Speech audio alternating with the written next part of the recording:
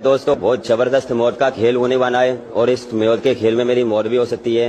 फटते हुए निकलूंगा और जब मैं फटते हुए निकलूंगा शुरू करते हैं। শোয়েব আক্তার একটা কথা বলেছিল যে কোহলিকে ফর্মে আনতে হলে তাকে বলে দাও যে সকালে পাকিস্তানের সঙ্গে ম্যাচ আছে, তবে সে জেগে যাবে। लेकिन Indian star batters Rohit Virat बीता वक्त देखे उतने रन्स नहीं आए हैं। चैंपियंस ट्रॉफी में कहीं ना कहीं आपको लग रहा है वो चीज़ फर्क डालेगी? देखिए, अगर विराट कोहली को जगाना है तो उनको ये बता दें पाकिस्तान के खिलाफ मैच है तो वो उठ जाएंगे। আসুন এবার ম্যাচের হাইলাইট দেখে নিই। সেঞ্চুরি করেই ভারতকে জেতালেন কোহলি। পাকিস্তানের বিরুদ্ধে ভাইজান আবারও লক্ষ লক্ষ মানুষের অভিশাপ এবার। পাকিস্তানের ব্যাটিং লাইনআপের শীর্ষে বাবর আজম, ঘণ্টার কিং। দুবাইয়ের মাঠের ভেতরের অবস্থা কেমন আমরা কথা বলবো। রিজওয়ান ভাইয়ের অনেক সুযোগ পাওয়া উচিত, কিন্তু ভাই আজ সে ভারতকে যে স্কোর দিয়েছে ভাই, ভারত টি-20তে এটা করতে পারবে।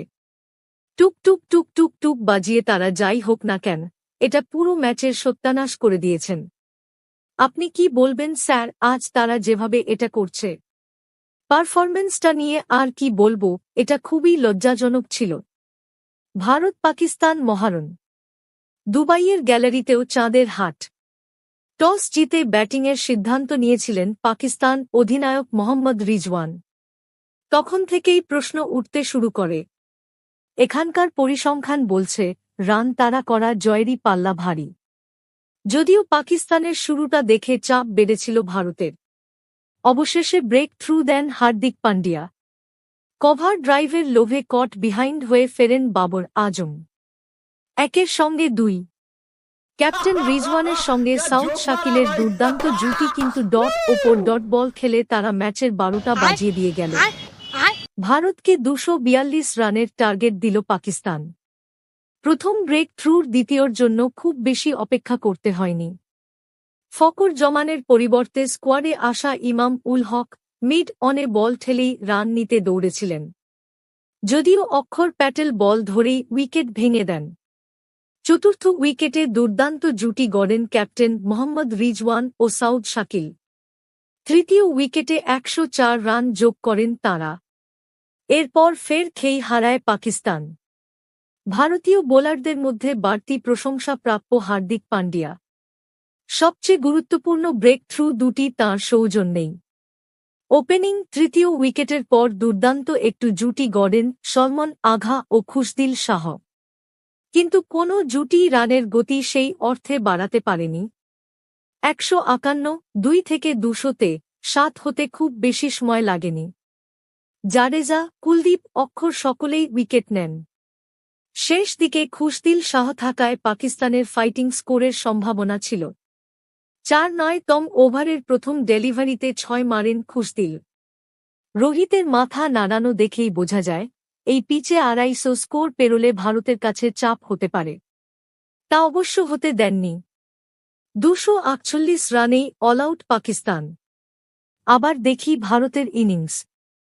242 রানের লক্ষ্যে খেলতে নেমে বেশ ভালো শুরুই পেয়েছে ভারত। দুই ওপেনার রোহিত শর্মা ও শুভমান গিল খেলছেন বেশ স্বচ্ছন্দে। শাহিন শাহ আফ্রিদি বা নাসিম শাহ এখন পর্যন্ত কোনো ঝামেলায় ফেলতে পারেননি দুজনের কাউকেই। 4 ওভারেই 26 রান তুলে ফেলেছে ভারত। ভারত 10 ওভারে 64, 1 উইকেটে। অধিনায়ক রোহিত শর্মাকে পঞ্চম ওভারেই হারালেও সেটার কোনো ছাপ পড়েনি ভারতের ইনিংসে।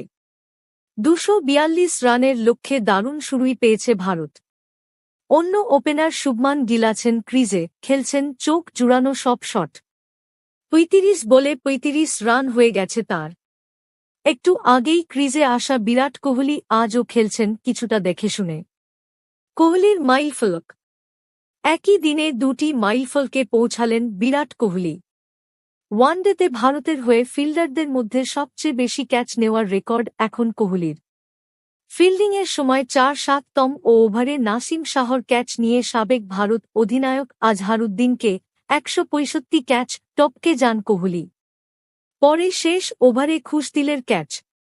ওয়ানডেতে এখন কোহলির ক্যাচ 158। এরপর ব্যাট করতে নেমে টেন্ডুলকারকে ছাড়িয়ে ওয়ানডেতে দ্রুততম 14 ও হাজার হাজার রানের রেকর্ডও গড়েছেন সময়ের অন্যতম সেরা এই ব্যাটসম্যান। 13তম ওভারের দ্বিতীয় বলে হারিস রুফকে 4 মেরে কোহলি পেরিয়ে যান 14,000 রানের মাইল ফলক। টেন্ডুলকার 14,000 ছুঁয়েছিলেন 350 ইনিংসে। কোহলির লাগল 287 ইনিংস। এরই ফাঁকে গিলের ক্যাচ মিস করেছেন খুসদিল। আপসেসে কিং কোহলি শ্বাস রুদ্ধ করে সেঞ্চুরি করে নীল, তবে হার্দিক পান্ডিয়া চেষ্টা করেছিল যে কিন্তু সে ব্যর্থ হল। কি আনন্দ তাই না পাকিস্তানের ম্যাচ, এবার কিং এর সেঞ্চুরি আর থেকে ভারতীয় ফানদের কাছে খুশির কি আর হতে পারে তাই না? তো দোস্ত বাস এইটুকুই বাকি, আপনাদের কমেন্ট চাই।